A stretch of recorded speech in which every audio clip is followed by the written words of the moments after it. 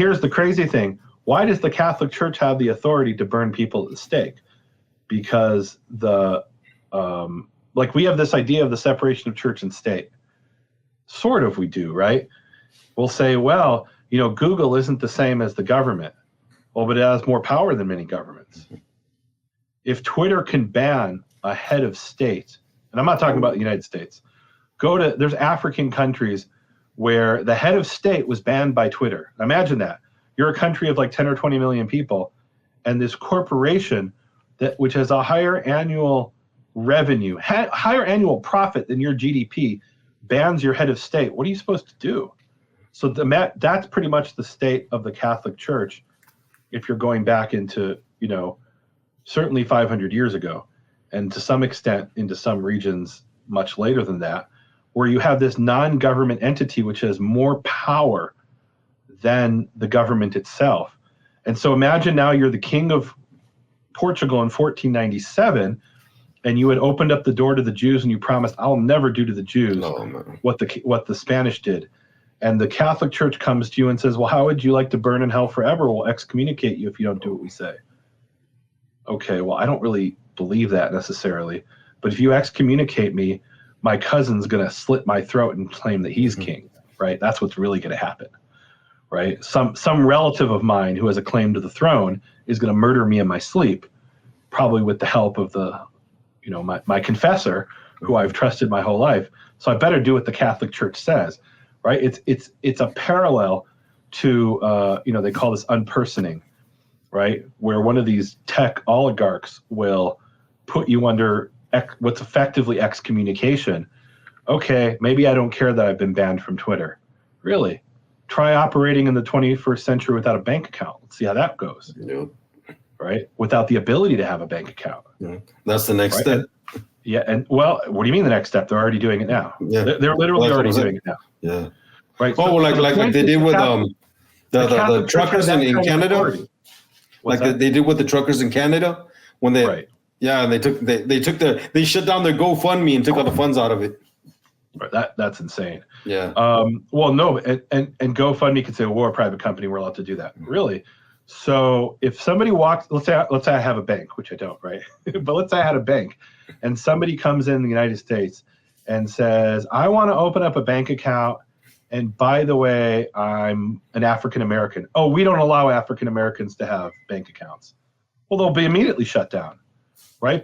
And the argument is that you're open to the public. You have to be open to any reasonable. Now, somebody's coming in and trying to scam you. That's a different thing, right?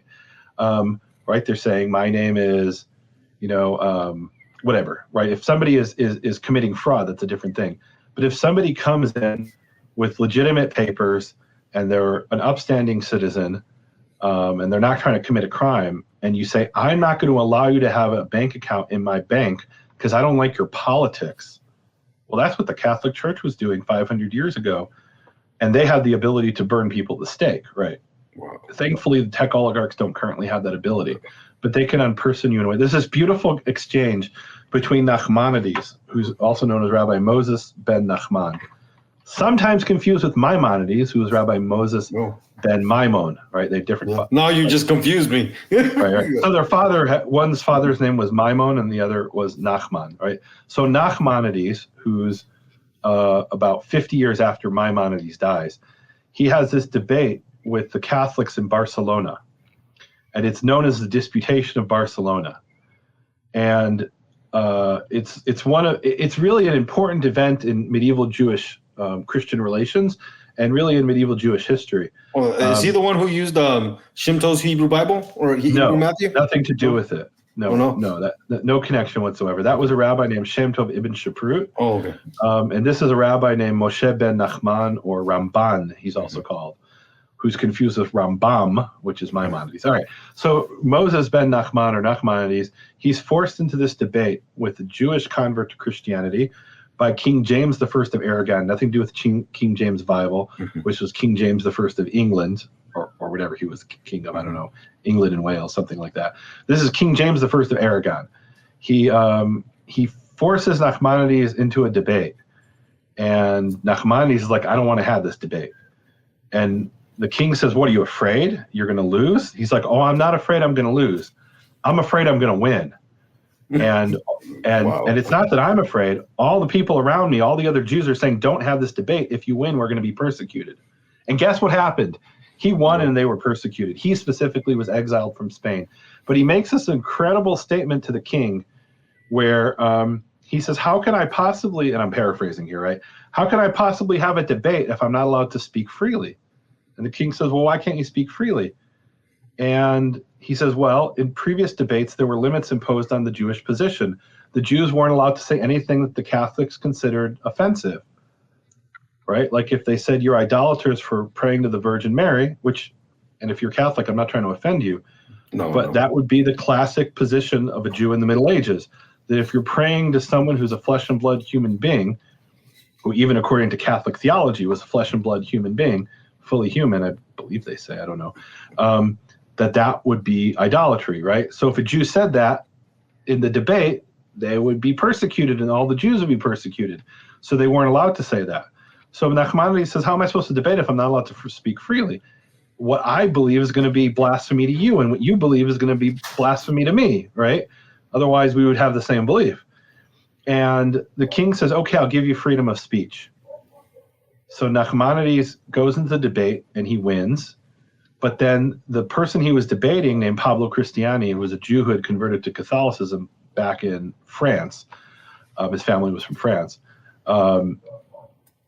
he then wrote an account of the debate, and in his written account, Pablo Cristiani won. And so Nachmanides said, what you're saying is a lie. That's not what happened. And he wrote his own account. And then he was sentenced to death by the Catholic Church.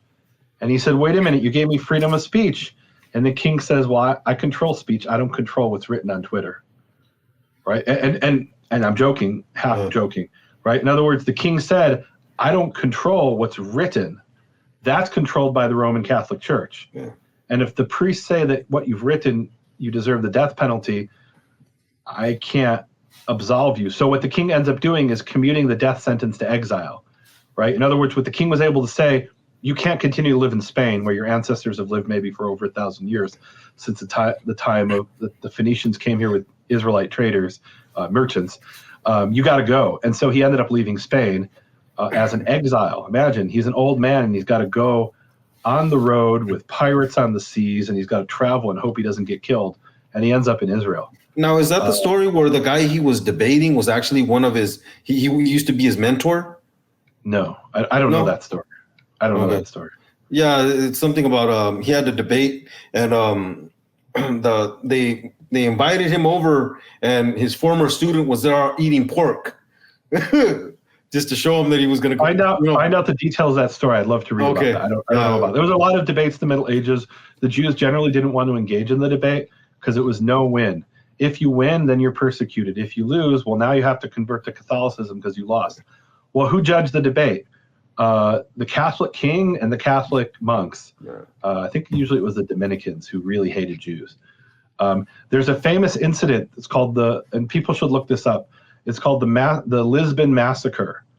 So there were hundreds of thousands of Jews who flee to Portugal, and in 1497, they're sprinkled with water, or they're told convert and die, and now they're living as Catholics. They have no choice. And there was a great famine. I want to say it was around 1507 or 1508. So that's all it takes for them to declare you Catholic is they sprinkle water on you, and now you're Catholic? In that situation. I mean, I don't think they'll do that today.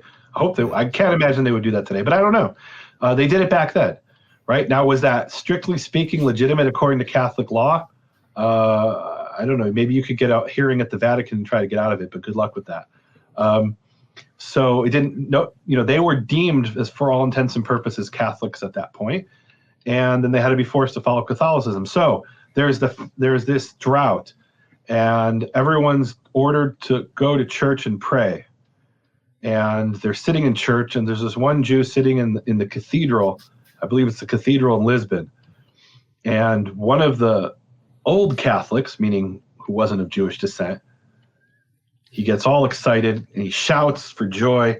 And he says, the crucifix at the front of the church has just shone a light on us. This is a great miracle. Jesus is answering our prayer. And one of what they call the new Christians, Nuevos Cristianos, who was born a Jew and raised a Jew and sprinkled with water or forced to convert to Catholicism, he says that's just the way the sun is reflecting off the silver crucifix. That's not a miracle. And the old Catholics spend the next few days massacring the Jews throughout Lisbon, being egged on by I believe it was the Dominicans, it could be the Franciscans, somebody look it up and fact check me. But there were these orders of people, meaning like Dominican order, right? They were monks who had devoted their lives to the Catholic Church, and they go around telling everybody the Jews have just blasphemed Jesus and the crucifix, and that's why we're suffering. That's why you don't have bread on your table, because these new Christians are not good Christians and God's punishing us. And they spend days massacring the Jews until the king's men show up and they stop the massacre. But by then, hundreds of Jews had been killed in Lisbon, right? So this was, this was like the October 7th of the early 1500s. Happened all the time, right? We call these in history pogroms. That's a term from Eastern Europe. But it happened all over the Muslim and Christian world, or Catholic world, but not just Catholic, Greek Orthodox as well, where the Jews are accused of something and they spend days massacring them, and sometimes more. Sometimes it comes directly from the government, right? There's the famous Protocols of the Elders of Zion, which was a forgery produced by the secret police of the Tsar. It's actually kind of crazy because, it's completely crazy. But what's crazy about it is we know some of the sources of the Protocols of the Elders of Zion. There was a grandson of Napoleon Bonaparte named Napoleon III, and he was a ruler of France. And one of his enemies wrote a fake account of his plan to control the entire world. And there are entire paragraphs of that forgery, which was written in French, which were translated into Russian and became part of the Protocols of the Elders of Zion. Right? That's how bad a forgery it was. But it was promoted by the Russian government, and today it's promoted throughout the Islamic world. You could actually, it's crazy. It's literally taught as fact in certain parts of the Muslim world. This thing that was a conspiracy about Napoleon's grandson. It's crazy. And now it's say, well, the Jews are really trying to control the world. And look, when the Holocaust happened, what did those people say? I don't know if I'm allowed to say on a podcast. What did Hitler say? What did the Nazis say? What they said is the Aryan people are fighting for their very existence against their Jewish persecutors. That could be Yahya Sinwar, the head of Hamas, right? There really is not that much difference. Maybe you could say there's the racial aspect, which is different. But the basic idea that Jews are our persecutors and we're fighting and we're the persecuted, fighting against our persecutors, in the paranoid fantasy of Hitler, that's what was going on. Well, hasn't Mein Kampf become a... What's that? Hasn't Mein Kampf become a bestseller amongst Muslims? Oh, yeah. In recent years? Yeah, it's really interesting. So I did a podcast about a copy of Mein Kampf that was found in Gaza, and somebody was like marking it up with notes. They were studying it. And so I went on Amazon to see, can I get an Arabic copy of Mein Kampf? And there was somebody who was selling one. And I've been buying from Amazon for over 20 years. Oh, think about that. I have been buying stuff from Amazon, originally it was books, right, for over 20 years, and I've never had this happen before. I buy the book, and the seller calls me up on the telephone. And he's like, why do you want to buy this book? I said, well, I'm researching this. What do you mean? I'm researching. He says, do you want any other Arabic books? I said, no, just this one. And he hangs up the phone and cancels the sale. Whoa. Because he didn't want to sell Mein Kampf in Arabic to somebody who wasn't a believer, meaning a believer in the message of Jews are horrible, right? And my name is Nehemia Gordon, and he can see that. Yeah. And he sees this is some Jew who's trying to... Googled you. Well, it's not... You don't even need to Google me. The guy's name is Nehemiah. It's obvious that I'm not Muslim. If my name was Muhammad or Nahamallah, which is the Arabic of Nehemiah, I suppose, then maybe he would have sold me the book. And I've never in over 20 years had a seller not just send me an email, which I don't think I've ever had either, but to call me on the telephone, on my personal cell phone, which you have to put in when you're doing a shipment. Never had that happen. I don't even know if they're allowed to do that. But he did it, and the sale was canceled because, yes, they'll sell that book to each other, but they don't want us buying it because, they know they're not supposed to be disseminating Mein Kampf. You run into these situations all the time, like when you were buying the flash drive with all the Hebrew writings. I've had some weird stuff happen. Some things I probably shouldn't talk about, so let's move on. Okay.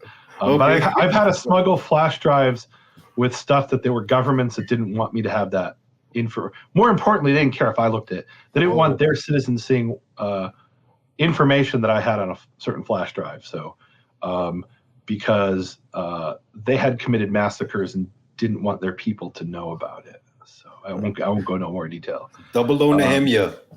What's that? No, well, Double O Nehemia with the microfilm now. I don't know about that, but yeah. No, I mean, anyway. So, I mean, today you would just send that file over, some kind of a file transfer thing, but back then you couldn't do that.